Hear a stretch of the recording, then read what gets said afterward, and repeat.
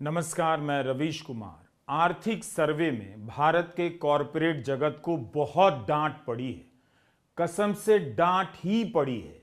उन्हें जिस तरह से शर्मिंदा किया गया है वो बताना ही चाहिए। मैंने कभी नहीं सोचा था कि सरकारी डॉक्यूमेंट में भारत के कॉरपोरेट को इतनी डांट पड़ेगी। इसके बाद भी अगर उनमें शर्म नहीं बची है तब फिर उनके लिए कुछ नहीं बचा है।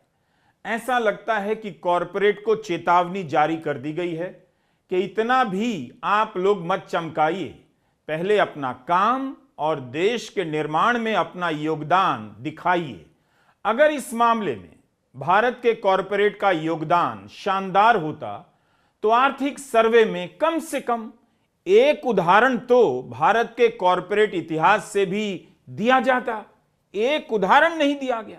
हम जिस चैप्टर की बात कर रहे हैं उसकी शुरुआत गीता के मशहूर श्लोक कर्मण्येवाधिकार रस्ते मा फलेषु कदाचन से होती है, जिसका मतलब हिंदी में आर्थिक सर्वे में ही लिखा है, तुम्हारा अधिकार केवल कर्म करना ही है, कर्मों के फल पर तुम्हारा अधिकार नहीं है।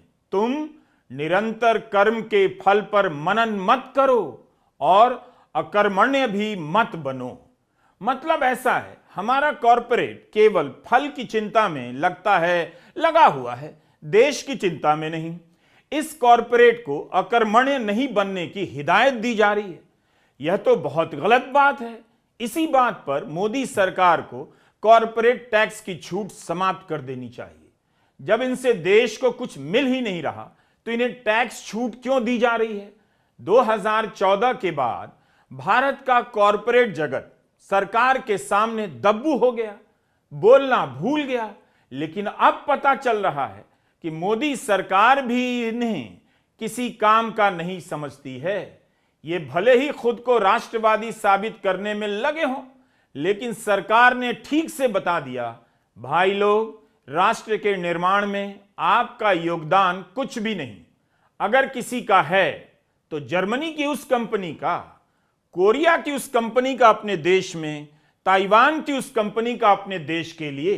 मैं तो कहता हूं कि प्रधानमंत्री को इसी तरह भारत के सभी कॉरपोरेट लीडर से कहना चाहिए, आप लोग सभी दिल्ली के भारत मंडपम में जमा हो जाइए।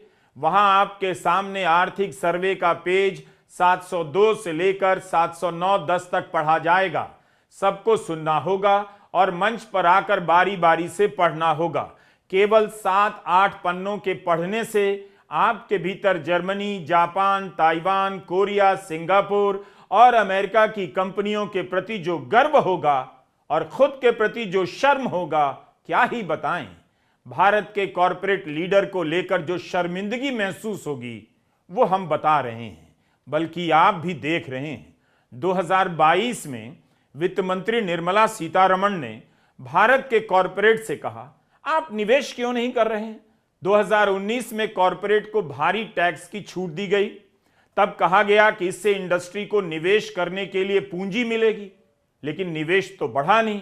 जाहिर है वित्त मंत्री का धीरज चला गया और उन्होंने कह दिया कि आपको निवेश करने से रोक कौन रहा है, जबकि दूसरे देश यह सोच रहे हैं भारत आज का मार्केट है।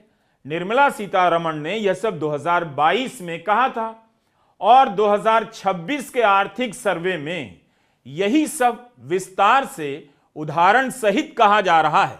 लेकिन जिस तरह से कहा गया, 1 साल तक कॉरपोरेट को लाज के मारे मोदी मोदी करना बंद कर देना चाहिए। भारत के कॉरपोरेट लीडर भले ही मोदी सरकार के चीयर लीडर्स बने हुए थे, मगर मोदी सरकार को इनकी लीडरशिप पर भरोसा नहीं रहा। सरकार यह समझने लगी है कि इनका काम केवल ताली बजाना रह गया है। देश दुनिया में भारत के लिए कुछ ऐसा नहीं बना सके जिससे विदेशी मुद्रा है, रोजगार पैदा हो, देश का निर्माण हो। आर्थिक सर्वे को पढ़कर लगा सरकार समझ गई है कि ये लोग केवल अपने सीमित लाभ में डूबे रहते हैं।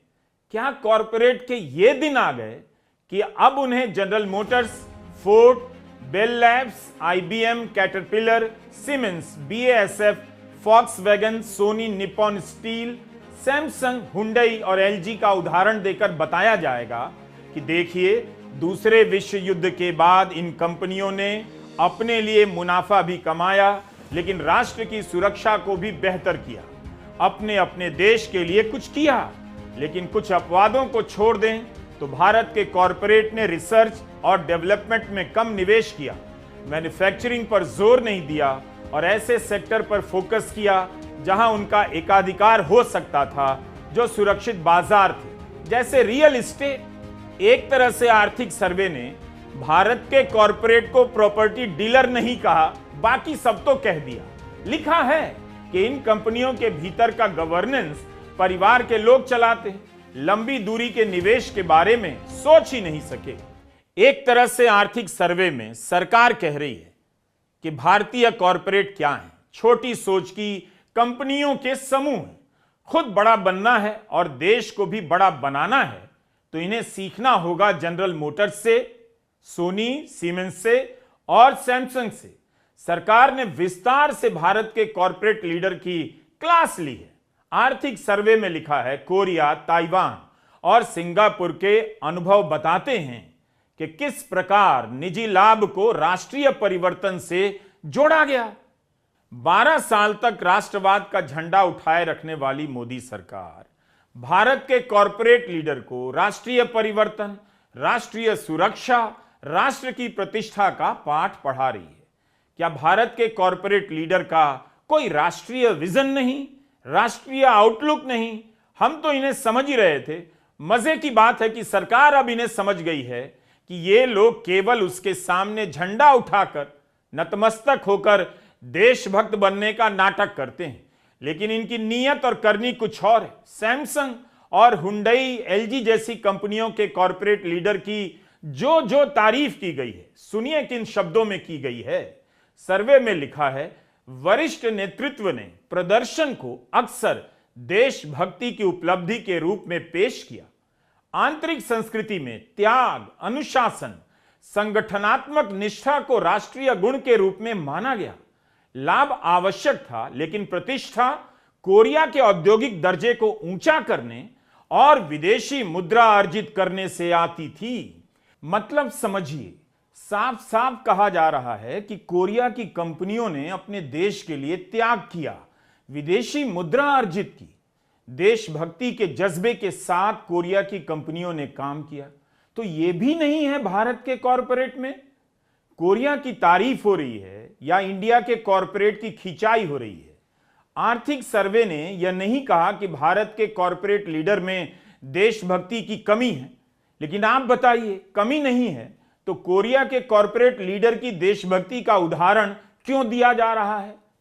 अमेरिका की कंपनियों की मिसालें क्यों दी जा रही हैं कि दूसरे विश्व युद्ध के बाद जनरल मोटर्स, फोर्ड, कैटरपिलर जैसी बड़ी कंपनियों ने केवल अपना बैलेंस शीट नहीं बढ़ाया, बल्कि मशीनरी, वाहन और औद्योगिक उपकरण भी प्रदान कर रही थीं। इतने साल की उपलब्धि के बाद क्या भारत के कॉरपोरेट लीडर को जनरल मोटर्स का उदाहरण देने की जरूरत है कि इन कंपनियों ने केवल बैलेंस शीट नहीं बढ़ाया, बल्कि बड़ी बड़ी मशीनें भी बना रही थीं, जिससे अमेरिका और यूरोप का निर्माण हुआ? तभी मैंने कहा, अगर भारत के कॉरपोरेट लीडर को एक हॉल में बुलाकर यह पढ़ा जाए तो सर झुका लेंगे। कॉरपोरेट मीडिया कहेगा सरकार इन्हें प्रेरित कर रही है, लेकिन ऐसा नहीं है। एक तरह से सरकार कह रही है कि आप लोग बैलेंस शीट बढ़ाते रह गए, आपसे इनोवेशन हुआ नहीं, आपसे मशीनें बनी नहीं। अगर भारत का कॉरपोरेट जगत यह सब कर रहा होता तो आर्थिक सर्वे में बताने की क्या जरूरत थी कि अमेरिका और जर्मनी की कंपनियां कैसे अपने देश को तकनीकी के क्षेत्र में लीडर बना रही थीं, कैसे इन कंपनियों ने कंप्यूटर, सेमीकंडक्टर, संचार और एरोस्पेस में निवेश किया और पब्लिक गुड के लिए चीजें बनाई। बार बार इन पंक्तियों को पढ़कर मुझे तो यही लग रहा है कि सरकार अब भारत के कॉरपोरेट लीडर से कह रही है, मोदी मोदी करना ठीक है, बताओ इसके अलावा क्या कर रहे हो? दूसरे विश्व युद्ध के बाद जर्मनी को कैसे वहां के कॉरपोरेट ने बदल दिया, इसे पढ़कर भारत के मौजूदा कॉरपोरेट लीडर को अफसोस जरूर होगा। हम मौका चूक गए, काश हम भी ग्लोबल लीडर बन गए होते तो मोदी सरकार उन्हें कॉरपोरेट की ग्लोबल हिस्ट्री नहीं पढ़ा रही होती। जर्मनी की सीमेंस और फॉक्सवैगन कंपनी का उदाहरण देकर कहा गया कि जर्मनी की कंपनियां कैसे प्रशिक्षण दे रही थीं, उत्पादकता के अनुपात में सैलरी दे रही थीं, जिससे सामाजिक स्थिरता आ रही थी और देश का पुनर्निर्माण भी हो रहा था। इनका निर्यात केवल संकीर्ण लाभ के लिए नहीं था, बल्कि जर्मनी की वैधता को भी स्थापित करना था, रोजगार पैदा करना था। सर्वे में लिखा है, वास्तव में जर्मनी के निजी क्षेत्र ने राष्ट्रीय पुनर्निर्माण का हिस्सा उठाया और इस काम को पूरक दायित्व के रूप में देखा। पूरक दायित्व का मतलब है उनकी कॉम्प्लीमेंट्री ड्यूटी यह भी थी कि उनके काम से देश का भी भला होना चाहिए। इसे पढ़ते ही कानों में गूंजने लगा, देखो जर्मनी की कंपनियों ने अपने देश के लिए क्या क्या किया। लोगों को ट्रेनिंग दी, काम के हिसाब से सैलरी दी, रोजगार दिया, सामाजिक स्थिरता लाई। और भारत के आप कॉरपोरेट लीडर क्या कर रहे हैं? तो क्या कॉरपोरेट अब नया विलेन है? पक्का यह भारत के कॉरपोरेट लीडर को ही सुनाया जा रहा है। जर्मनी के बाद जापान का उदाहरण देकर बताया गया है कि वहां किस प्रकार निजी उद्यमों ने राष्ट्रीय उद्देश्यों को आत्मसात कर लिया। लिखा है इसमें, भाई वही पढ़ रहा हूं कि बड़े उद्योगों ने लाभ कमाया, लेकिन संगठित निवेश, निर्यात अनुशासन, तकनीकी अधिग्रहण रणनीतियां अपनाई जो राष्ट्रीय उन्नयन के उद्देश्यों के अनुरूप थीं। टोयोटा, सोनी, निप्पॉन स्टील जैसी कंपनियों ने प्रक्रिया गुणवत्ता, उत्पादकता और इंजीनियरिंग में भारी निवेश किया। इसके कारण जापान की पुनर्बहाली हो सकी। ये लेक्चर है भारत के कॉरपोरेट लीडर को सुनाया गया है कि आप जरा इतिहास देखिए। लगता है अब जाकर भारत सरकार को इतिहास का सही उपयोग समझ आया है।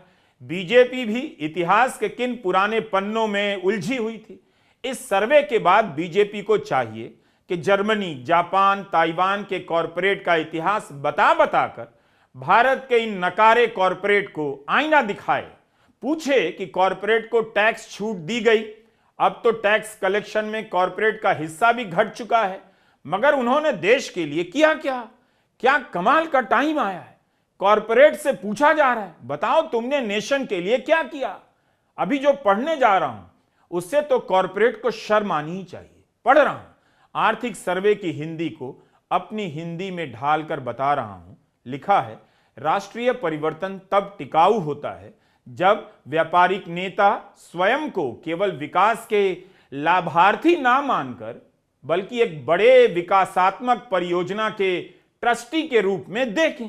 मतलब साफ है, विकास सरकार से आ रहा है, कॉरपोरेट से नहीं।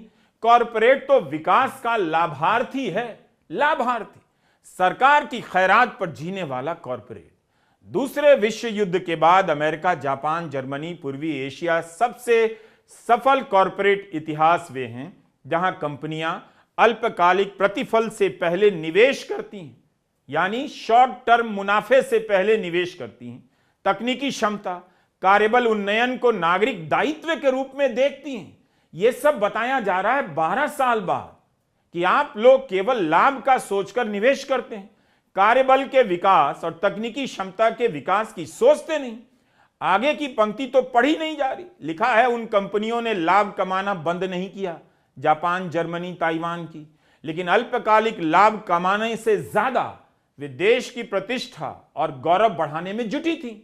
कंपनियां खुद को बाजार के प्लेयर के रूप में नहीं देख रही थीं, बल्कि अपने आप को राष्ट्र की संस्था के रूप में देख रही थीं। तो इस तरह से मिल रहा है भारत के कॉरपोरेट को नेशनलिज्म और नेशनल ड्यूटी का लेक्चर।